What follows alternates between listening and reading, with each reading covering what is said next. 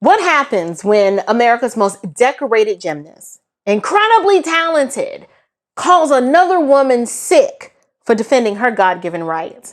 Well, I'll tell you what happens. We end up peeling back the layers of a cultural agenda that is so absurd that even Olympic gold gets traded for cowardice. It's coming up next on Unshakable with April Chapman. We're going to talk about it. Let's go.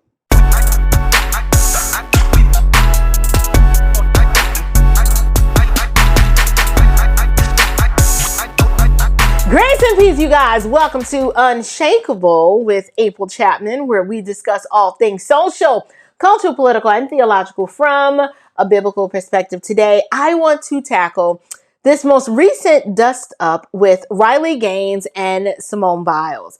And trust me, you guys, y'all, this is way deeper than a Twitter spat. This is about truth and womanhood and the price of silence. So take a look at this clip. Yesterday, Simone Biles, the Olympic gymnast, the best of the best, bar none. There is no one else even remotely in her league in women's gymnastics.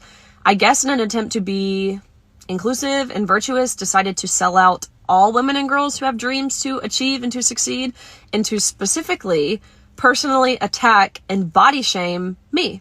She tweeted this out of the blue, like this came out of nowhere, and she said, "Riley, me, you're truly sick, all of this campaigning because you lost a race." First of all, if she's insinuating I lost to a man, I've lost several races in my career, duh, that's part of being an athlete. But if she's saying I lost to a man, that's factually incorrect. We tied, besides the point. Straight up sore loser. You should be uplifting the trans community and perhaps finding a way to make sports inclusive or creating a new avenue where trans feel safe in sports. Let me get something straight. It's my job. It's the women's job. This is what Simone Biles is saying. It's the women's job to find a way for the men's feelings to be validated, for their identity to be affirmed. That's not my job, actually, at all. So to say I should be doing this is insane. If she wants to use her platform to uplift men and women's sports, then by all means. But it's certainly not my job, and I don't believe it's the job of any woman to do this. She goes on to say, but instead you bully them. One thing's for sure, no one in sports is safe with you around. I can't even make sense of that last part, actually. Then out of the blue, she tweeted this: bully someone your own size, which would ironically be a male, which is hilarious, really for two reasons. Number one, she's acknowledging there are differences, like physiological, biological differences between men and women in saying this. Secondly, I'm 5'5", which might seem like a giant to someone who's like 4'7", 4'8", but I'm pretty standard size for a woman. I guess like relatively muscular, right? Being an athlete, I would imagine Simone would understand that, but I weigh like 135 pounds, 5'5", of pretty much pure muscle.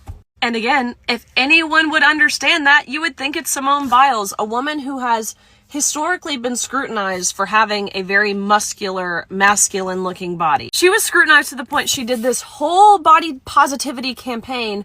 Then she has the nerve to say that I look like a man. And not to mention, this is a woman who has been incredibly brave in calling out and witnessing the horrific sexual abuse that she and hundreds of other female gymnasts faced at the hands of one sexual predator, that predator being Larry Nassar.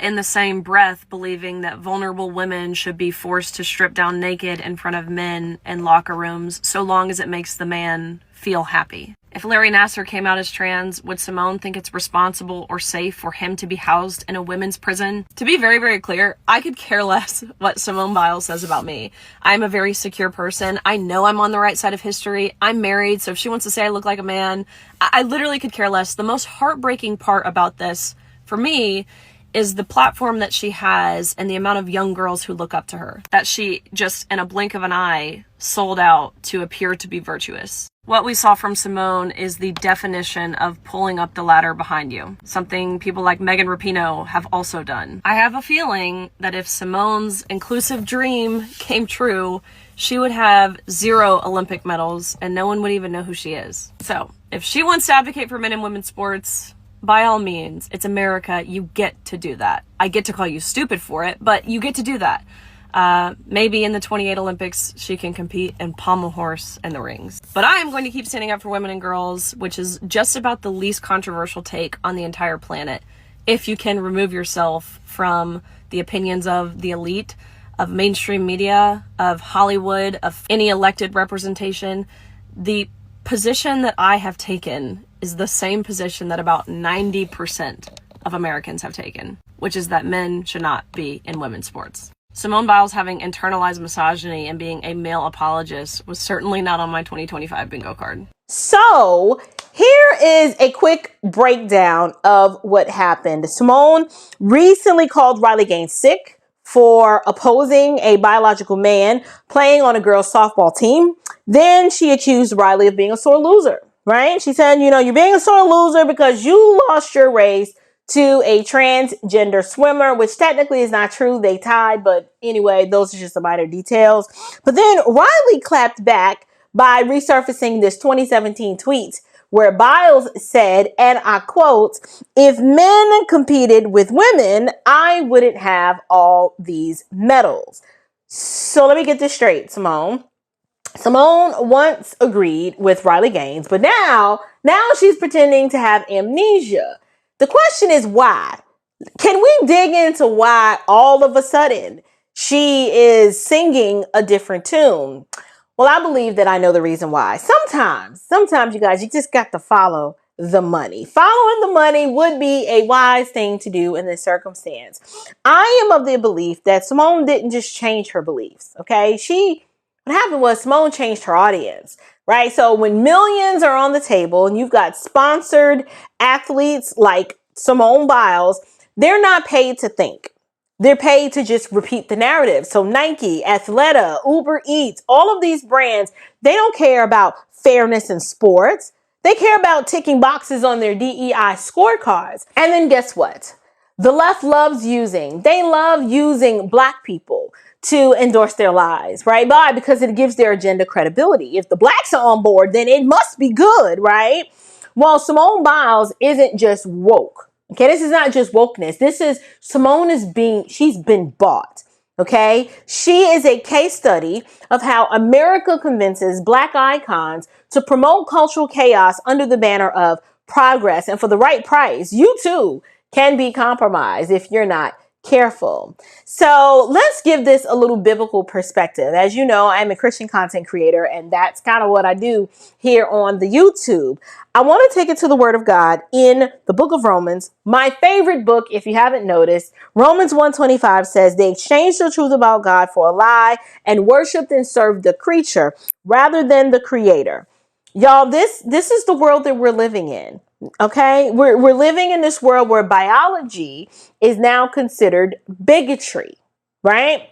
Biology is bigotry and deception is the new virtue. So if we could just gaslight you and force you to believe this deception, that makes us virtuous. But biblically speaking, womanhood is defined by God, right? God created them male and female, Genesis 1:27. That's not up for debate. But when celebrities endorse sin, they're not just confused, they are actually complicit.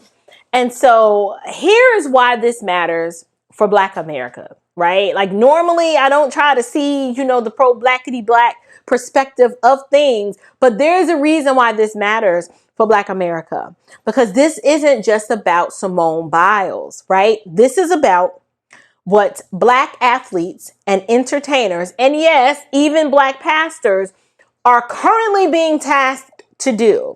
They are being tasked to push narratives that they don't believe.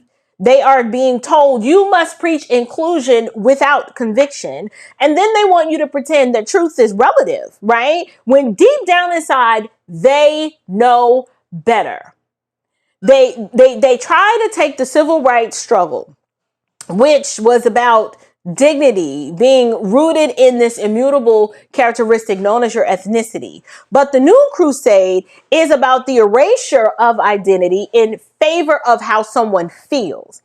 And somehow we've been convinced to co-sign that, and that's where the problem lies. We've allowed the legacy of men like Frederick Douglass and Booker T. Washington to be hijacked by movements that say a man can get pregnant.